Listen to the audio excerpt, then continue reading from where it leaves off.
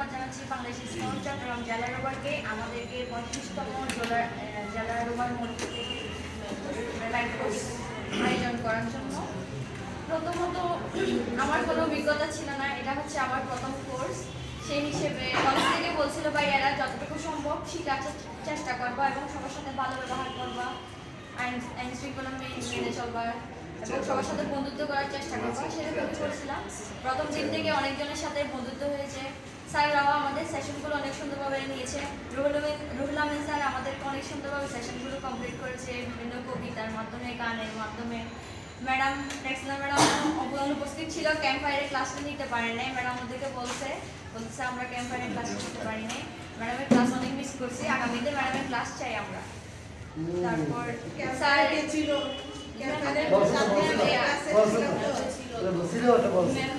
জন্য নিতে পারেনি, স্যার নিছিল, স্যার অনেক ভালো করে বুঝাইছে।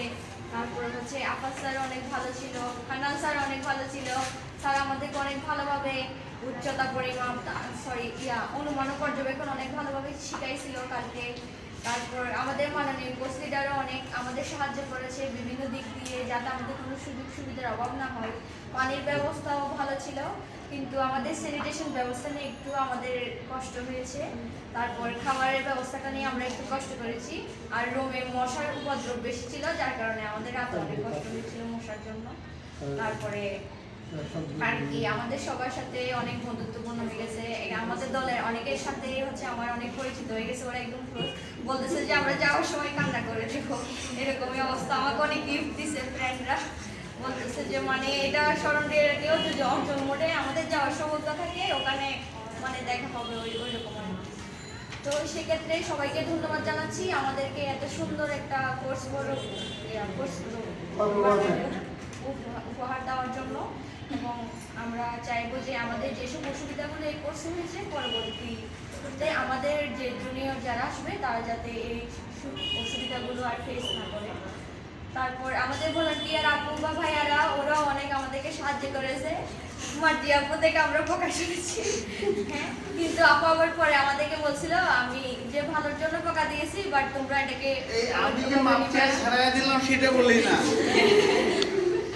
তোমার যে আরো তুমি গাড়িতে রাখতো। আর ফাফু ভালো ছিল, স্টাফও ভালো ছিল, সবাই ভালো ছিল। হ্যাঁ, পাট্টা ভাই অনেক কষ্ট করেছে। পাট্টা ভাই আমাদেরকে লাস্টের দিকে চা দিতে গিয়ে আমাদের দলের সবসময় শর্ট করে যেত, বাট মাসুম ভাইয়ের কাছে চা দেওয়াতে দলের কোনো কারো মানে কেউ চা থেকে বঞ্চিত হয় নাই, সবাই পাইছে। লাস্টে হাবিবুল্লাহ স্যারও পাইছে, বলতেছে আমাকেও দিতে হবে। মাসুম ভাই ওনাকেও দিছিল চা, ওইটা শর্ট করে নাই, যার জন্য আমরা অনেক কষ্ট করছি। তারপরে আমাদেরকে